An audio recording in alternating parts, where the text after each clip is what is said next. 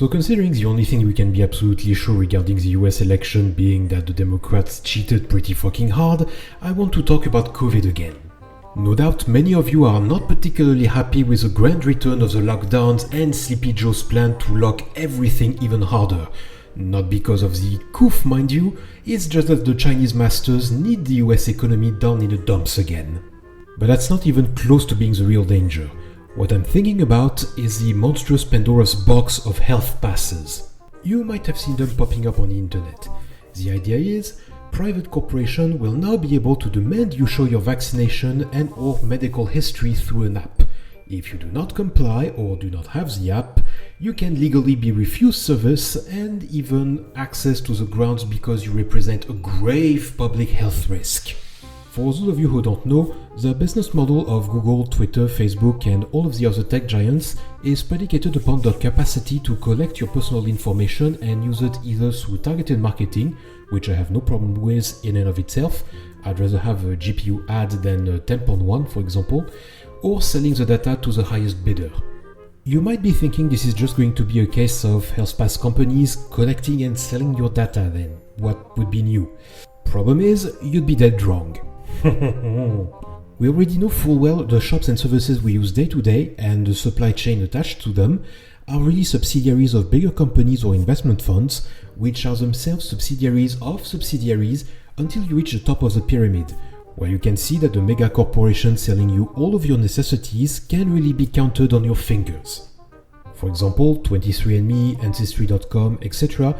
have been known to quote-unquote share genetic information with insurance companies, and a number of people ended up with increased rate when it turned out that they were at a higher risk of cancer, for example. The governments have not only been giving these corporations carte blanche on development of vaccine with a blank check, they have also created a precedent in which a ridiculously weak virus is now a standard for mass lockdowns and excuses for allowing private entities to restrict or refuse access to services and goods, coercing you into getting a thoroughly untested vaccine and removing any responsibility from this manufacturer if it happened to be botched. Because yes, many have passed legislation to remove any liability from the manufacturer if the product they created ends up crippling you, which is a very real risk with this type of medicine. So there's no way in hell I'm getting this one.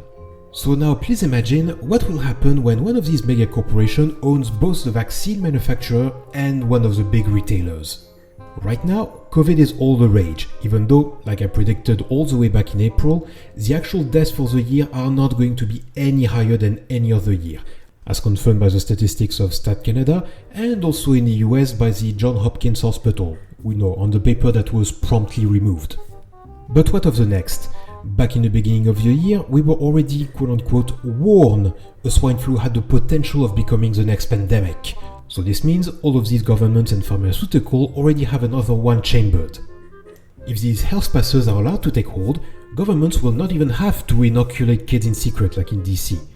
These incestuous mega corporations will make more and more demands through their health passes, demanding you get all of the products, most likely for all of the very weak illnesses that require no treatment but for which they can sell you a placebo. And if you do not comply, you will become a pariah until you are coerced into getting more and more useless pharmaceutical, like the COVID vaccine. And they'll call that a freedom pass, of course. So if you don't want this to happen, share the video around, leave a like and subscribe, and for the love of cake, please do not get yourself injected with something probably way more dangerous than the virus itself. Salut, bonsoir!